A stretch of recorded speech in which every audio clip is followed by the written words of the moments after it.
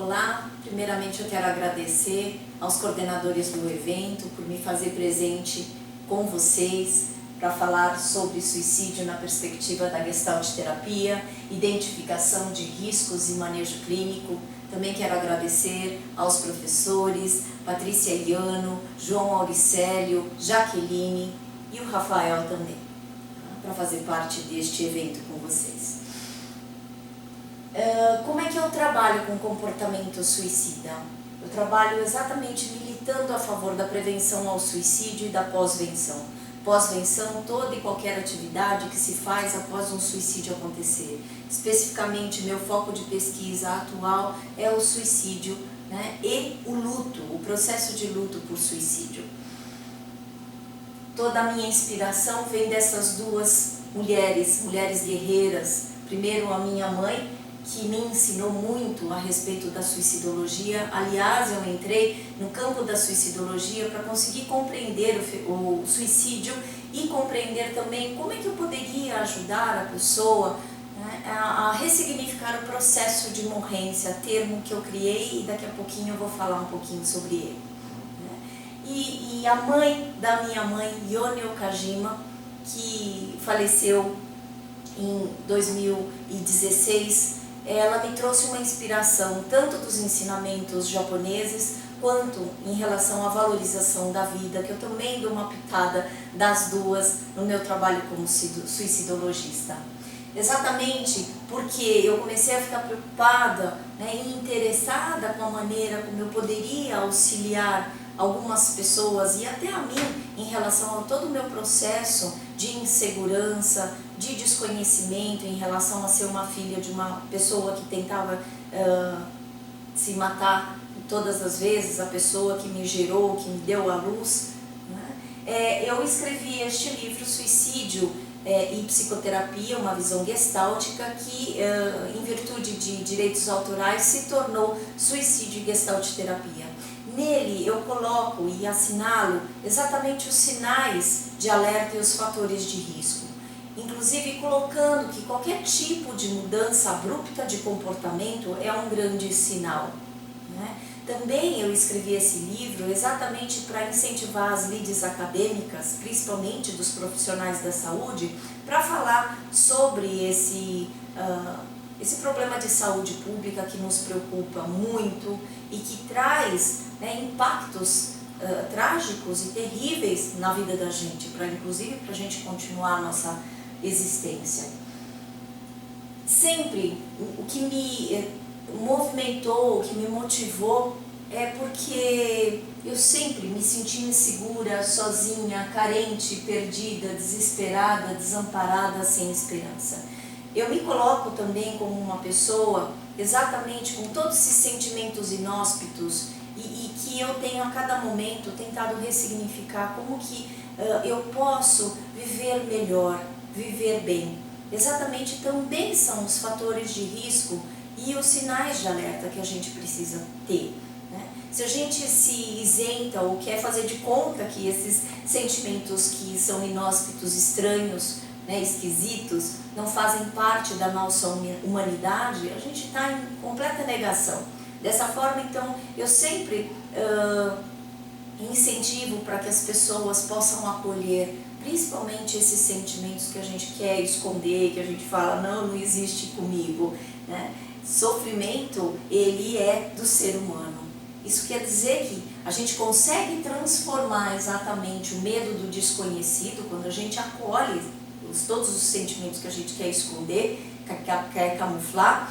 Quando a gente acolhe, a gente consegue transformar o nosso medo do desconhecido em conhecimento. Isso que é muito importante e é a regra geral do meu manejo do comportamento suicida.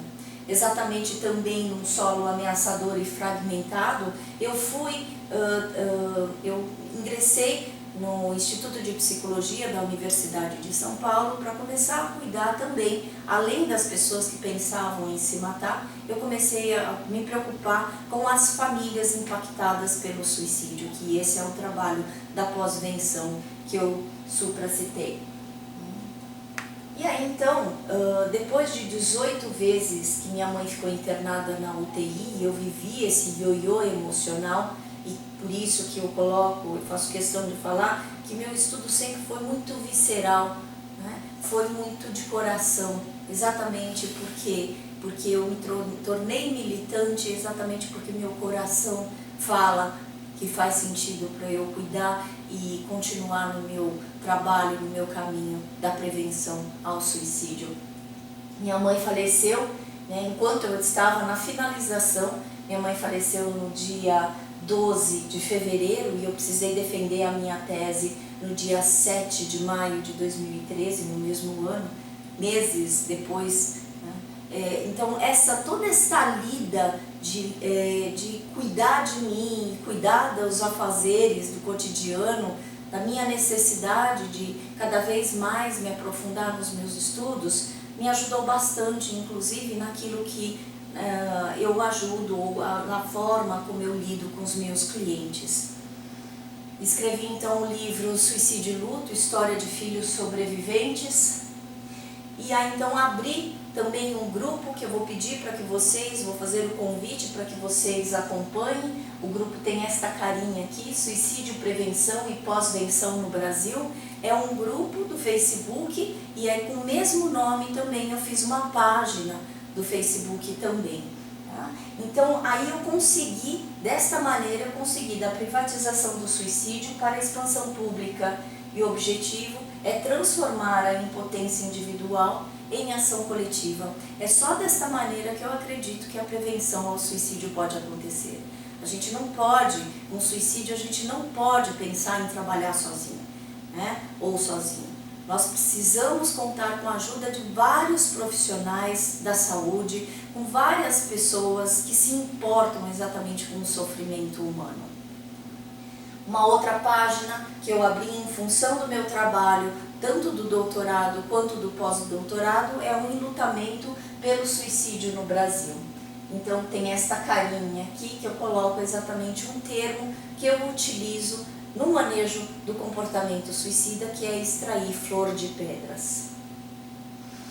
Então, como é que eu trabalho tanto com a prevenção quanto com a pós-venção, resgatando os fragmentos do entre, ou seja, acolhendo o comportamento suicida e acolhendo o luto por suicídio.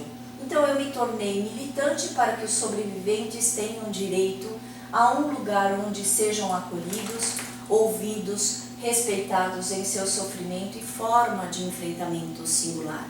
A isso eu quero fazer chamar a atenção de vocês, porque o título Sobreviventes para Edwin Schneiderman é considerado como toda e qualquer pessoa enlutada pelo suicídio. Aqui no Brasil, pela tradução, né, em português, o sobrevivente também é considerado como aquele que tenta o suicídio, mas a morte não foi consumada. Então, por muitas vezes, quando a gente quer fazer, por exemplo, um grupo de apoio aos enlutados, é necessário que a gente evidencie que o grupo de apoios é ao sobrevivente enlutado pelo suicídio. Tá? Caso contrário, se você abre este grupo, você vai receber uma pessoa que tentou o suicídio e que está buscando ajuda.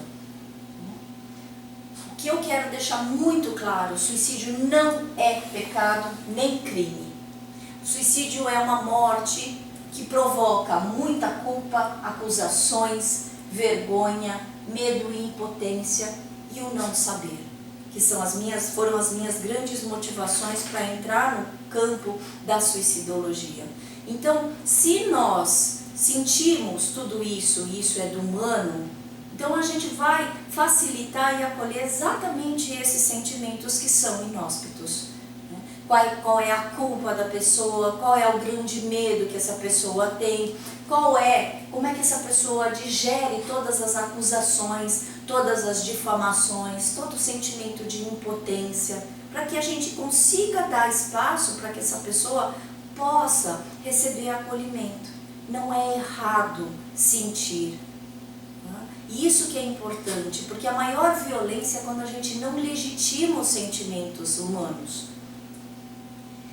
O suicídio, então, ele pode ser, essas são as minhas duas definições, a confirmação concreta da descontinuidade do sentido de vida e também pode ser o ápice do processo de morrência. que eu falo que é um processo de sentimento do definhar existencial, que acontece gradualmente. A palavra gradualmente foi realçada em itálico e em negrito, porque meu intuito é o de elucidar que o processo de morrência exibe uma complexidade de comportamentos autodestrutivos e que de maneira gradativa provocam o esvaziamento de quem somos. Suicídio, então, é uma morte interdita, segundo Philippe Arrier, que é aquela, se a morte é interdita, a comunicação também é interdita, e é uma morte escancarada, segundo Maria Julia Kovacs. O privado se torna público e revela exatamente uma situação e um sentimento intolerável, interminável e inescapável. Por isso, segundo Schneiderman, ele fala que o suicídio é um ato definitivo para um problema que poderia ser temporário. Vamos pensar então o que o Peirce fala da Gestalt terapia. Ele fala, e isso é exatamente o que uma pessoa suicida é. Um assassino que destrói a si mesmo em vez de destruir aos outros. Tanto o assassino quanto o suicida possuem algo em comum, uma impotência para enfrentar a situação e escolhem a maneira mais primitiva, explosão em violência. Conforme esta definição do Peirce, eu criei a ideia de que quem não explode, implode. E isso que é muito importante para a gente considerar. Se a gente não ajuda a pessoa a criar maneiras de enfrentamento diferentes, né, a pessoa vai implodir. Então é nessa conduta que eu ando, exatamente para que a gente possa transformar, né, e que esse é o meu projeto RAISE, ressignificações e acolhimento integrativos do sofrimento existencial. É preciso acolher a dor. O Schneiderman fala que suicídio é um psychic, é um sofrimento psíquico, então nós precisamos acolher a dor para continuar a existir. Da mesma forma, então, a gente precisa habilitar as pessoas. Então, muitas das pessoas que fizeram cursos comigo sabem o que eu incentivo é que a gente traga espaços para que a pessoa possa sentir o que ela sente, né? E para a gente buscar o nosso equilíbrio, porque se a gente não explode, a gente implode. E aí, então esse é o processo de extrair flor de pedras. Isso eu me baseio e fui influenciada por uma arte japonesa, Kintsugi, né, que é uma arte de consertar peças de cerâmica com ouro. Filosoficamente, Kintsugi é definido como um ato de abraçar imperfeições e tratar a quebra-conserto como parte da bela história de um objeto em vez de se desfazer dele. Isso quer dizer que as nossas perdas, os nossos fragmentos, os nossos sentimentos, mais que a gente quer esconder, eles são os principais recursos para a gente conseguir ressignificar a nossa história, porque é a nossa história, é a sua história que está em jogo. Então a gente precisa aprender a valorizar esta história. Então a gente, no processo de extrair flor de pedras, a gente precisa aprender a transformar dor em amor, transformar o desconhecido em conhecimento. Até porque, como eu acabei de falar para vocês, toda violência deve ser legitimada, confirmada pelo testemunhar do outro. Então aí que está o nosso papel como psicoterapeuta, gestalt terapeuta, que está lá como testemunha ocular do sofrimento do outro, ajudando que o outro possa conseguir ou ter a autorização ou se autorizar a sentir como ele sente. E aí então também um outro ensinamento do Peirce, fique com um princípio de Heisenberg. Fatos observados se transformam ao serem observados. Vazio fértil, fale através de mim em estado de graça. Quero ver bênção e verdade sobre mim, face a face com você. Isso é importantíssimo, porque se a gente olha para a situação tal como ela é, a gente estimula o que eu chamo de tolerância existencial. Acho linda essa frase do Guimarães Rosa que fala: quem elegeu a busca não pode recusar a travessia.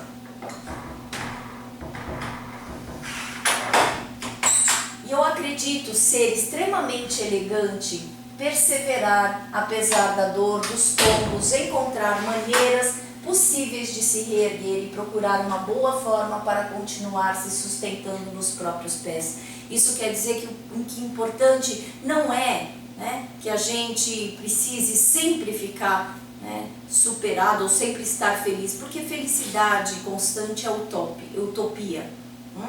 Esse barulho que vocês acabaram de ouvir é minha filha entrando, né, aqui em casa. Por quê? Porque eu também quero falar para vocês que a vida é essa, cheia de ajustamentos criativos, né? Agora, quem está gravando aqui, né, essa aula, ou pelo menos essa minha fala, é o meu maridão, né? Então você percebe que assim, a vida é isso, né? Então eu acho que é extremamente elegante, não só o fato da gente cair, mas é mais elegante o fato da gente falar, vai se virando nos 30, vai lidando com os ajustamentos que vão aparecendo na vida. E tá tudo bem no reino do perdido, porque nada é perfeito. Isso também faz parte do olhar do Kintsugi, que a gente pode ser perfeitamente imperfeito.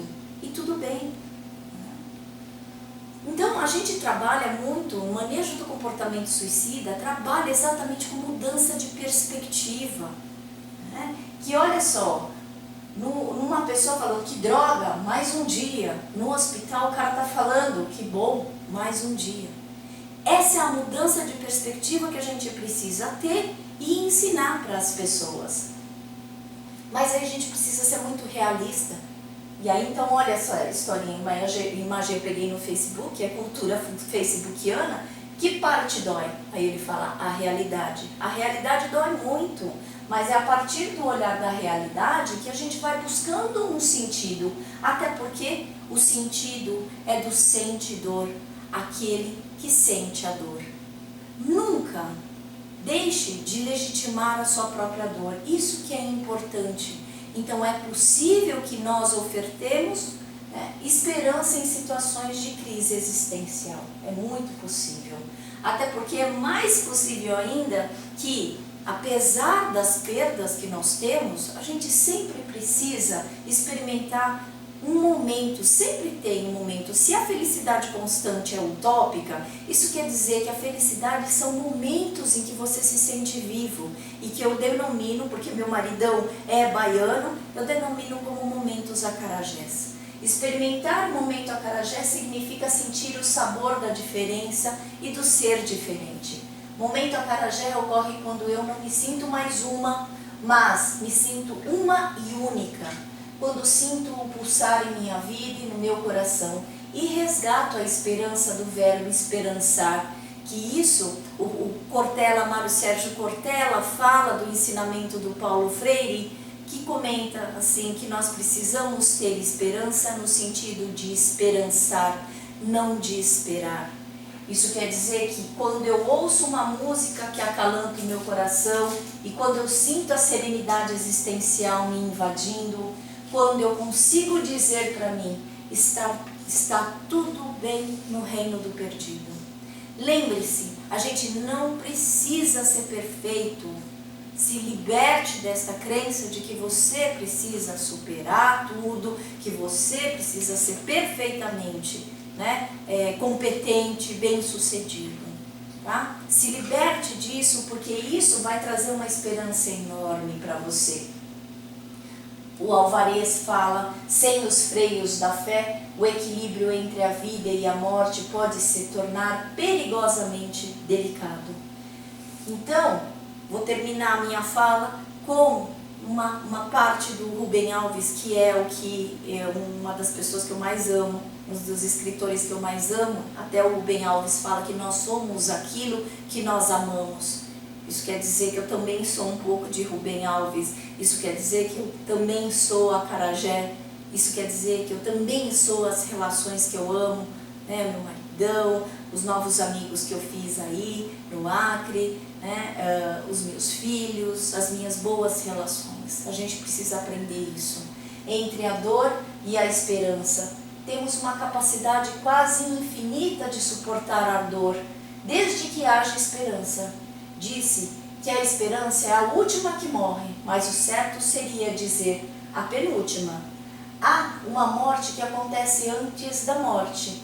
Quando se conclui que não há mais razões para viver, quando morrem as razões para viver, entram em cena as razões para morrer. Não se autorize a ficar paralisado com o seu processo de morrência. Procure novas alternativas, procure situações em que você se sinta vivo. É isso que vai te ajudar. Respeite a sua dor, acolha o seu sofrimento, pega o teu prumo e siga o teu rumo. O que se viveu com uma pessoa amada nunca acaba. Existem vidas que continuam apesar da morte. Eu estou falando inclusive para acolher as pessoas enlutadas pelo suicídio. A tua vida vai continuar. Confia, tudo passa. Até porque quem está longe julga e quem está perto compreende. Você precisa aprender a ficar muito perto de você. Você precisa aprender a se autossuportar também, a se autoacolher. Confia, se tem vida, tem jeito. Um grande abraço para vocês, muito obrigada. Aqui está meu e-mail, karinafukumitsu@gmail.